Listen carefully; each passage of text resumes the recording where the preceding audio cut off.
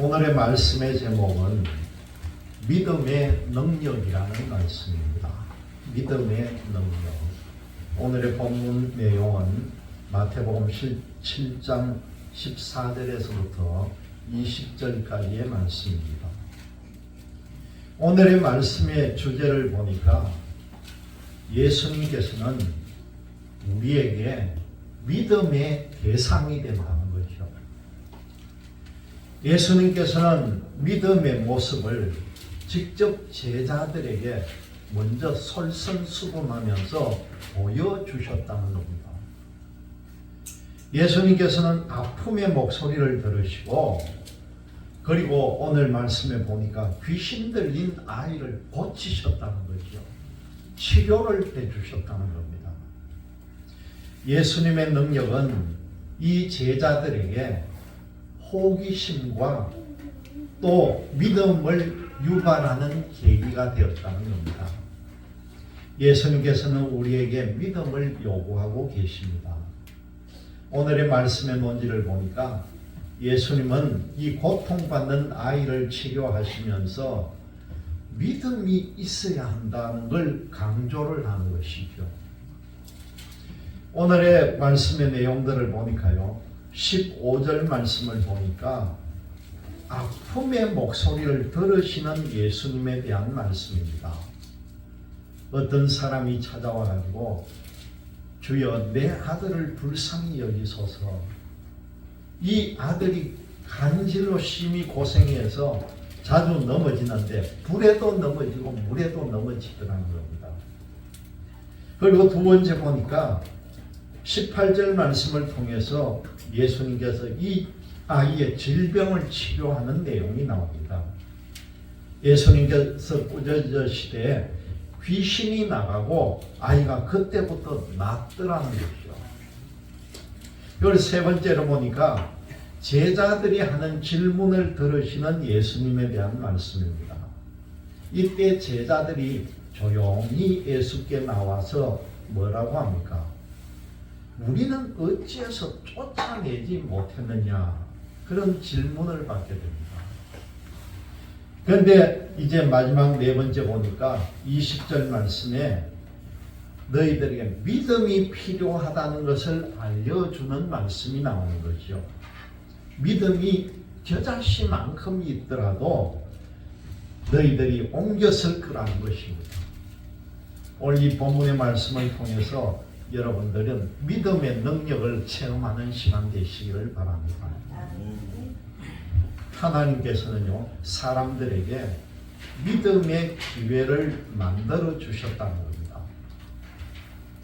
여러분, 사람이 믿음을 시작할 기회, 믿음을 경험할 기회, 믿음을 확신한 기회를 하나님께서는 만들어 주셨다는 것이죠. 우리가 믿음을 갖기 시작했던 원인, 우리가 믿음을 가졌던 계기가 여러분들은 무엇이었습니까? 여러분들은 어떻게 해서 교회에 나오게 되었고, 여러분들이 어떻게 믿음을 갖게 되었습니까? 어떤 사람은요, 어린 시절에 자연스럽게 집 옆에 바로 담 옆이 교회가 되어가지고 교회에 놀러가고 교회를 가다 보니까 자연스럽게 교회 생활을 한 사람도 있고요. 그리고 또 말씀을 듣다 보니까 교회 예배당에서 목사님의 설교를 듣다가 보니까 자연적으로 믿음을 갖게 된 그런 사람도 있고, 또 어떤 사람은 친구 따라가거나 이웃이 너무 잘 해주는 것도 교회를 따라가는 원인이 되었다. 그래서 믿음을 가졌다. 그렇게 생각하는 사람도 있다는 겁니다.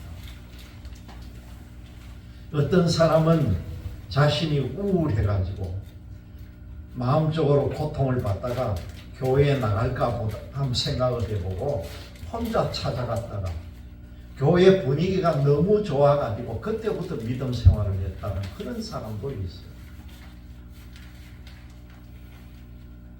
어떤 사람은요, 교회의 믿음에 대해서 자기는 나는 죽어도 교회를 안 간다 하고 반대를 하다가 우연하게 목사님 설교를 듣고 아 그렇구나 그래서 깨달아 가지고 그때부터 믿음 시작을 한 사람도 있다는 겁니다. 그리고 어떤 사람은 또 어떻습니까? 교회에서 총동원주의를 한다고 억지로 끌려가다시피 끌려갔는데 그 끌려가 가지고 자리에 앉아 있다 보니까 목사님 설교도 듣고 교회 교인들이 어울리고 그 모습을 보고는 아 내가 교회 다녀야 되겠다 그렇게 마음 먹고도 교회를 다니더라는 겁니다. 이렇게 믿음 생활을 시작한 계기가 여러 가지가 나옵니다.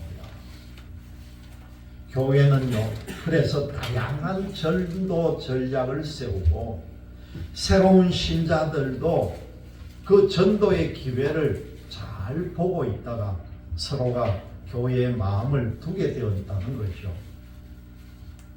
어떤 사람은 몸이 아프고 괴로워서 견딜 수가 없었는데 교회에 나가가지고 기도받으면 낫는다 소리를 듣고 지푸라기라도 잡는 심정으로 교회에 가가지고 기도를 받고 마음의 평안을 얻고 믿음을 가지게 되더라는 것입니다.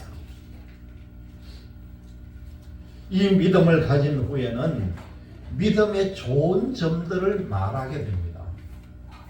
논리적으로 설명하기 어려운 체험도 하게 되고요. 자기가 병고침을 받고 나고 또 성공을 하고 난 뒤에는 많은 사람들 앞에 간증을 한다는 거죠. 그렇게 하나님께서는 역사를 하신다는 겁니다. 오늘 말씀을 통해 보니까요. 아픈 사람의 목소리를 들었다. 예수님이 그렇게 말씀합니다. 예수님께서 제자들과 함께 산으로 기도를 하러 가신 거죠. 거기에서 예수님은 이 앞부분에 보면은요. 모세와 엘리야를 만나서 대화하는 변화산에서의 모습을 보여주는 내용이 앞에 보입니다. 그리고 산에서 내려온 후에 이 제자들이 난감한 상황에 맞닥뜨렸다는 겁니다. 한 아이의 아버지 한 사람이 와가지고 예수님께서 와서 엎드립니다. 그리고 예수님께 애원을 합니다. 여러분 15절 말씀이 뭡니까? 주여 내 아들을 불쌍히 여기소서. 그가 간질로 심히 고생하여 자주 불에도 넘어지며 물에도 넘어지는지라 그렇게 말씀합니다. 여러분 이 간질이라는 질병을 여러분 아십니까? 얼마나 이 적나라하게 표현해 놨는지 모릅니다.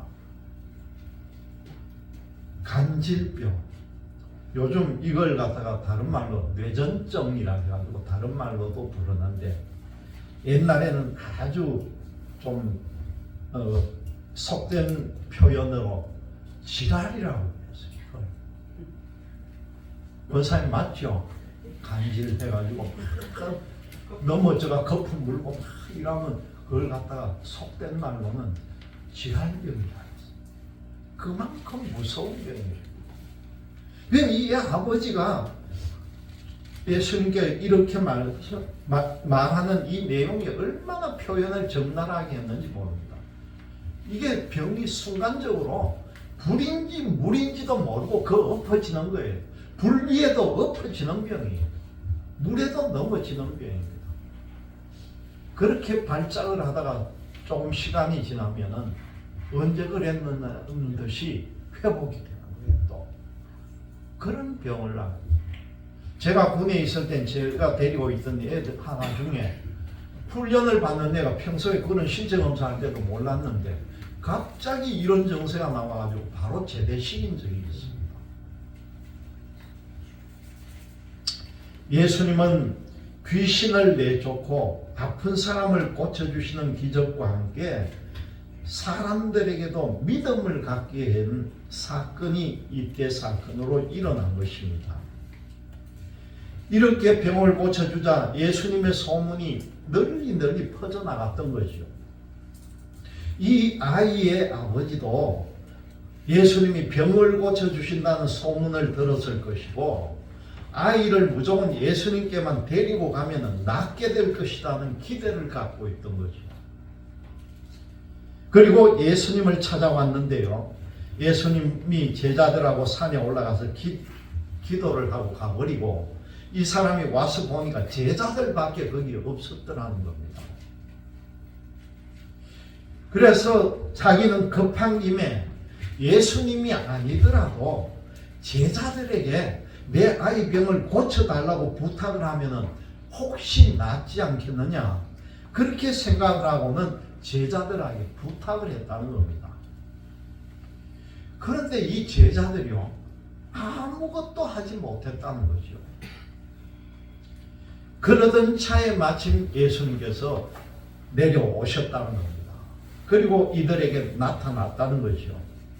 그러니까 이 아이 아버지는 예수님을 보고 간절한 마음으로 부탁을 합니다. 여러분, 자기 아이의 이 고질병을 고치기 위해서 부모는요, 자존심도 체면도 필요하지 않다는 거죠. 자기 자식이 아프면은 이 부모의 마음은 얼마나 아픈지 모릅니다. 자식이 너무나 아프고 고통을 당하면은요, 내가 차라리 아프지. 자식이 어려움을 당하면 부모의 마음은 어떻습니까? 내가 어려움 당하지. 그 마음을 품는 것은 어느 부모든 다 마찬가지라는 것이죠. 자녀의 아픔이 예수님을 찾고 믿음을 갖게 되는 기회를 맞이하는 겁니다. 예수님께서는 그 아이의 아버지가 간절히 부탁하는 목소리를 들으셨습니다. 그 목소리를 들은 예수님은 그 아버지의 아픈 목소리를 외면하지 않으셨다는 거죠. 그리고 두 번째로 보니까 이 아이의 질병을 예수님께서 치료를 해주셨다는 겁니다. 예수님은 이 아이 아버지의 부탁을 듣고는요, 두 가지 말씀을 합니다. 그 하나는 사람들의 믿음 없음을 한탄하는 말이고, 또 다른 하나가 뭡니까? 그 아이를 데려오라는 말씀이죠.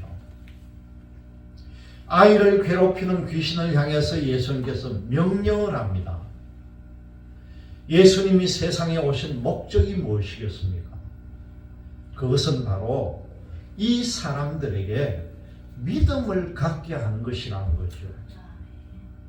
예수님이 말씀하시는 것도, 기적을 행하시는 것도, 그리고 병을 고쳐주신 것도, 귀신을 내쫓으시는 이 모든 것들이 뭡니까? 이 모든 사람들에게 믿음을 갖게 하려는 목적이 예수님께 있었다는 것이죠. 믿음을 가진 사람들에게 생명의 은혜가 임했다는 것입니다.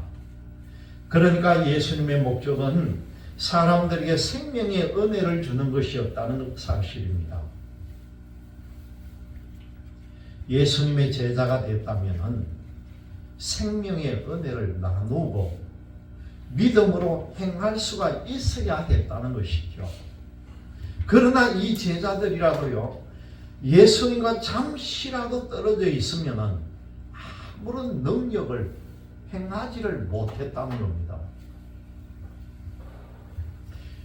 이 모습을 보고 예수님이 믿음이 없고 패역한 세대다, 그렇게 말씀을 합니다.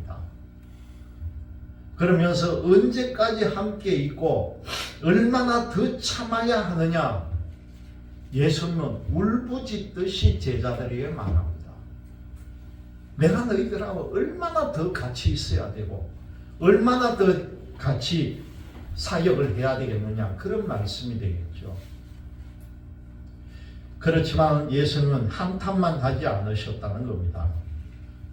정말 시급한 것은 이 아이를 고쳐줘야 하는 일이라는 거죠. 예수님께서는 아이를 데려오라 그렇게 하시고는 꾸짖는 말씀을 합니다. 그때부터 귀신이 나가고 아이가 멀쩡해졌다는 거죠. 깨끗하게 치유가 됐다는 겁니다. 귀신을 외치면서 쫓아냈다는 것이죠. 예수님께서 아이의 병을 고치심으로 아이와 그리고 그 아버지와 그리고 거기에 있던 제자들과 거기에 모여서 그 모습을 보던 사람들이 예수님의 능력을 한 번 더 확인하는 기회가 되었다는 겁니다. 이것은 믿음의 확신을 갖는 기회가 됩니다. 세 번째 보니까 제자들의 질문을 들으시는 예수님의 모습이 나옵니다. 예수님께서 아이의 병을 고쳐주자 이 제자들의 마음이 심란해졌다는 것이죠. 그리고 이들이 예수님께 와가지고 질문을 합니다. 왜 우리는 이 능력이 안 생기고 주님만 생기는 거죠?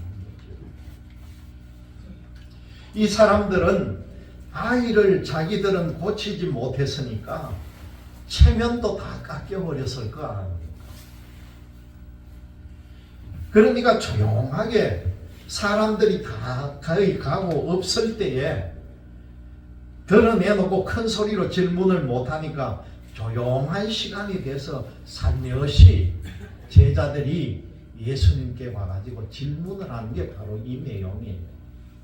선생님, 우리는 왜 귀신을 못 쫓아냅니까? 그렇게 지금 질문을 하는 겁니다.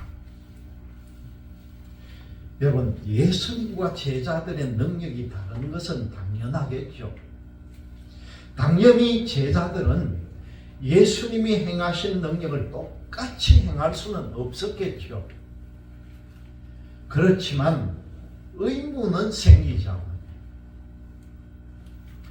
예수님으로부터 자기들이 따라다니면서 예수님의 사역을 배웠고 예수님의 말씀을 배웠고 그동안 예수님을 따라다녔으면요 자기들에게도 예수님처럼 능력을 행할 줄 알았는데 자기들은 그렇지 못하니까 한편 아쉬움과 함께 또 어떤 면에서는 억울한 생각도 들었을 것이고 이 이유가 무엇인지 알고도 싶었을 것입니다. 이유가 무엇인지 자기 스스로 생각해 보면 좋으련만 그렇지 못했다는 것이요.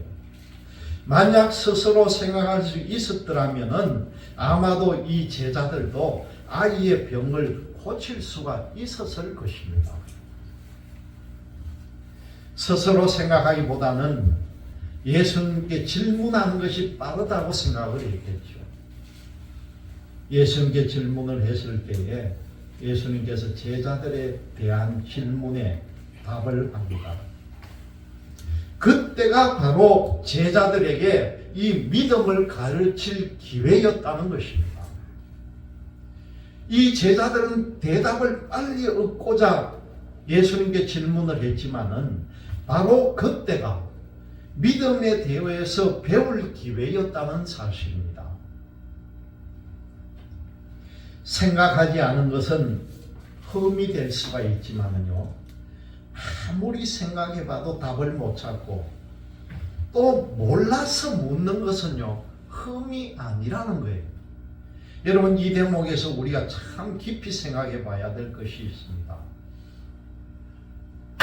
여러분도 모르면은 예수님께 물으라는 겁니다. 예수님의 대답을 여러분들이 들으라는 거예요. 이 말을 오늘 여러분 가슴에 꼭 새기시기를 바랍니다. 여러분들도 질문을 하시라는 겁니다. 하나님, 내가 이렇고 아프고 힘든데 이 때는 어떻게 할까요? 여러분 한 번이라도 물어봤습니까? 예수님에게? 여러분 한 번이라도 하나님에게 이 말씀을 물어봤느냐는 거예요. 예수님이라면 이럴 때 어떻게 할까요? 예수님이라면 어떻게 하겠습니까? 여러분들이 담대히 물어보라는 것입니다. 이게 오늘의 말씀이에요.